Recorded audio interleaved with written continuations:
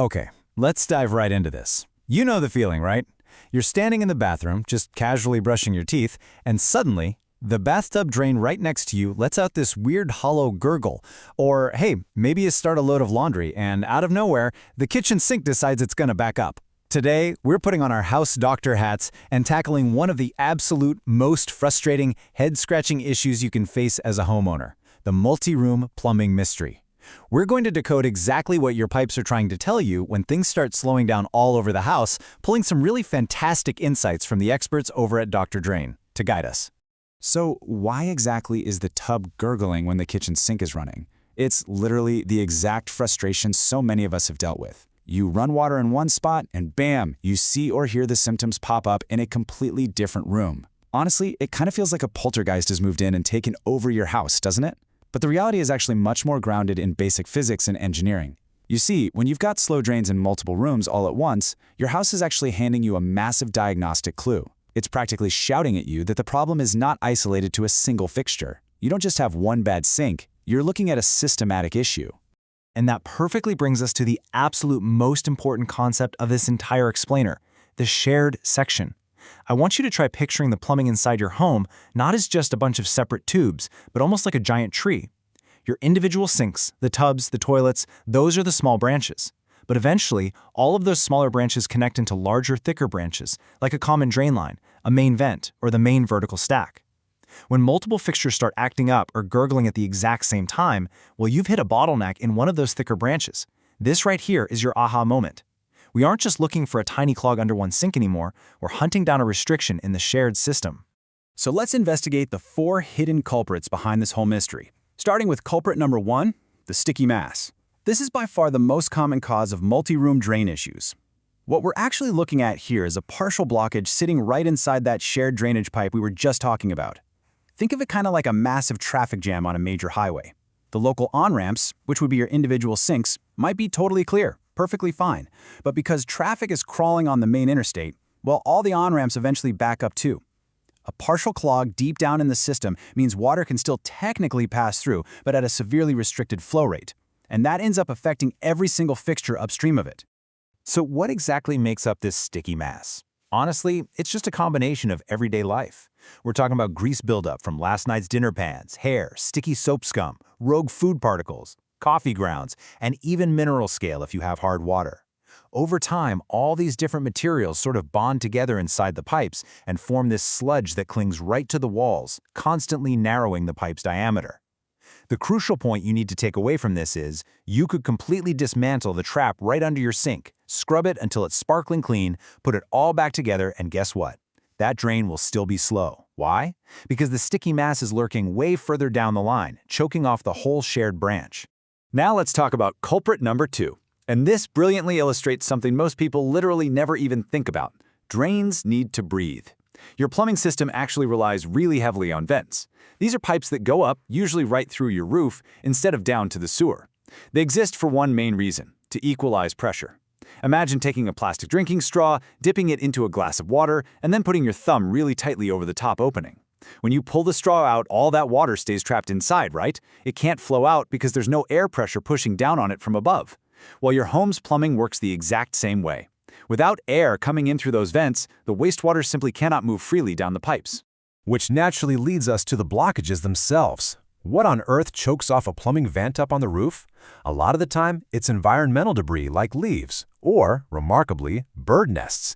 Yep, birds will build them right inside that nice, warm vent pipe. In colder climates, you can even get severe ice buildup that completely seals the vent shut. When this happens, your drains are literally gasping for air.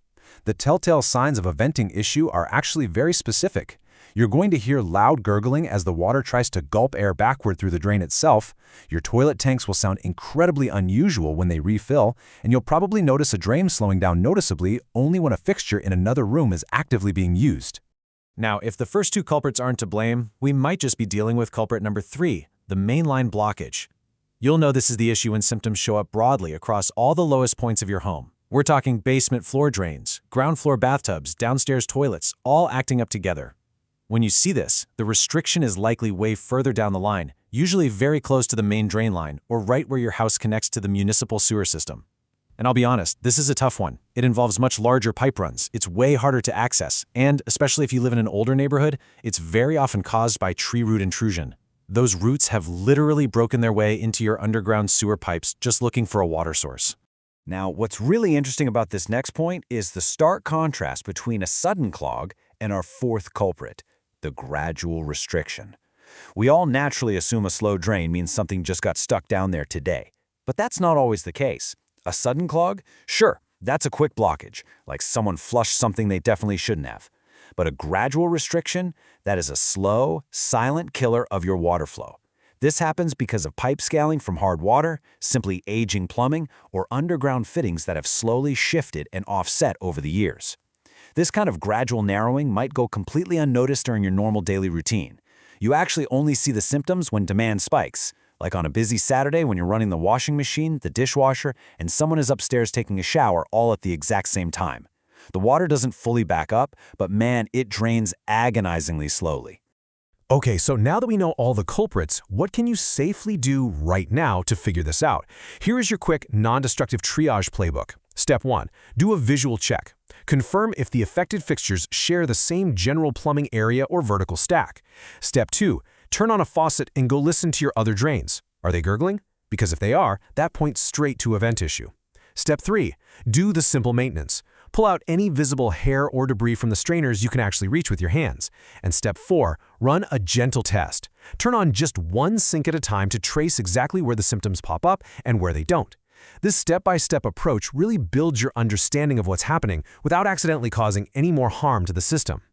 But as you run through that little playbook, I absolutely need you to heed one massive warning. Put the chemicals down. Look, when multiple drains are backing up or when you hear all that bubbling and gurgling, I know it is incredibly tempting to grab a giant jug of heavy-duty liquid drain cleaner and just pour it down every single sink in the house. Please do not do this, because we're dealing with shared lines, main lines, or vent issues. Those chemicals are going to be completely ineffective against obstructions of that size, and worse, they just sit there. They literally just fill up your pipes with highly toxic caustic acid. It creates a deeply hazardous environment for you, and it creates an absolute dangerous nightmare for the professional plumber who eventually has to come out and open up those pipes. And you will definitely need to take action eventually. Because as the source material perfectly states, leaving a partial blockage alone invites, quote, an upgrade from slow to stopped that can happen without warning. That, quote, is such a powerful reminder for us. A slow drain isn't just a minor annoyance. It's a glaring symptom of a system that is operating at the absolute edge of failure. When it comes to shared plumbing lines, the difference between a sluggish drain and raw wastewater backing up all over your bathroom floor is sometimes just one extra load of laundry. Acting early here is absolutely critical. To help you figure out exactly what your next step should be, we've laid out this quick decision matrix. If you're dealing with just a gradual slowing that seems isolated to easily accessible fixtures, you're totally safe to do some DIY troubleshooting. Go ahead and clean the traps, check those strainers, and run your gentle flow tests. However, if you are seeing standing water that flat out refuses to drain, repeated backing up across multiple rooms, or that persistent hollow gurgling that points to a blocked vent or a mainline issue, it's time to step back. Call a professional immediately. They've got the specialized gear, like remote drain cameras, to actually get a look deep inside your shared pipes and safely find the exact location of that bottleneck. And that brings us to the end of our diagnostic journey. We've cracked the mystery of the shared lines, we've explored the sticky masses and suffocated vents, and we've learned exactly when to put the harsh chemicals away and call in the cavalry. So I'm going to leave you with this question to ponder the next time you hear a mysterious gurgle coming from down the hall.